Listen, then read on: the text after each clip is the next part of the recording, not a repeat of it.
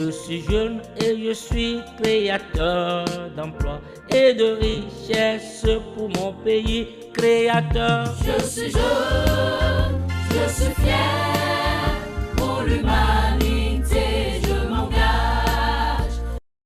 Salut chers amis, cette capsule est réalisée par le réseau national de la société civile pour la promotion de l'entrepreneuriat et de l'emploi des jeunes à travers ma personne pour échanger avec vous sur le thème études de faisabilité, notamment l'étude de faisabilité d'un projet de création d'entreprise.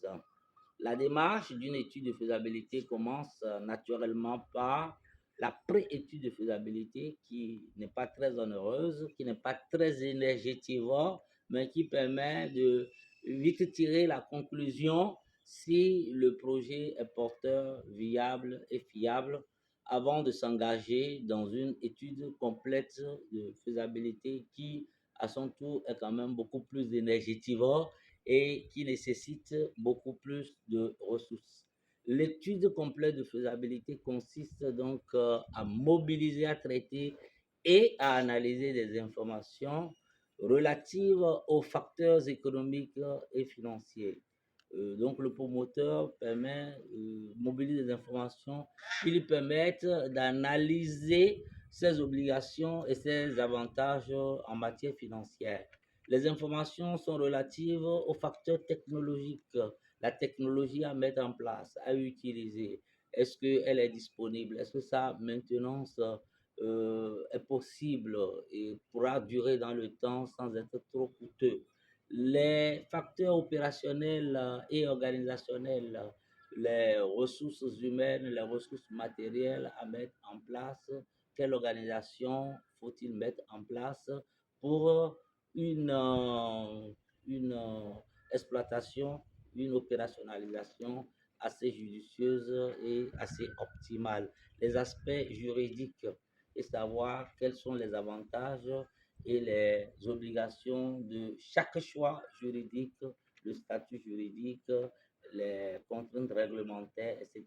L'analyse des facteurs commerciaux pour pouvoir analyser les opportunités et les menaces auxquelles le projet est exposé à partir de son environnement extérieur, le marché, les fournisseurs, les clients, etc., etc. La grande partie d'une étude de faisabilité, c'est l'étude de marché qui permet donc de faire une analyse assez approfondie du secteur d'intervention, de faire une analyse assez approfondie de la concurrence pour identifier leurs forces et faiblesses, les opportunités et les menaces du projet, analyser le segment de marché d'intervention du projet et la stratégie d'entrée sur le marché.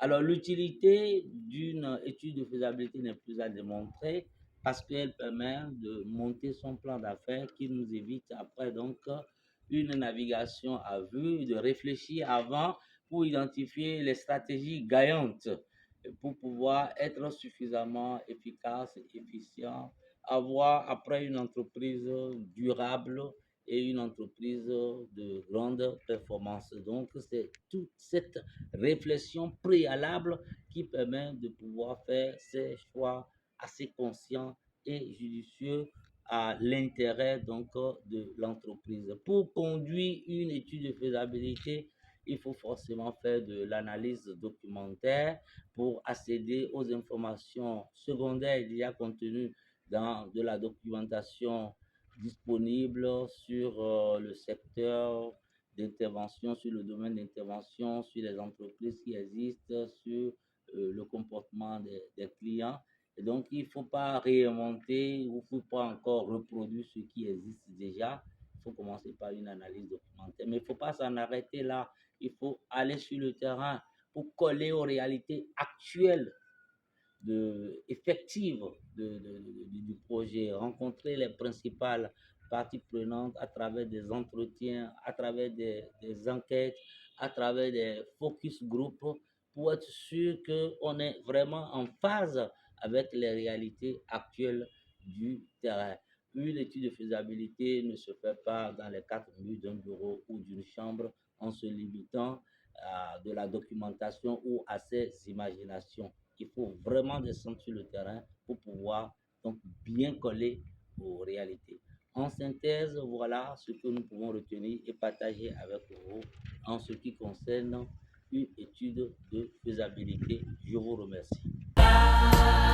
Pour l'humanité, je m'engage. Pour la prospérité, je m'engage. Pour le développement.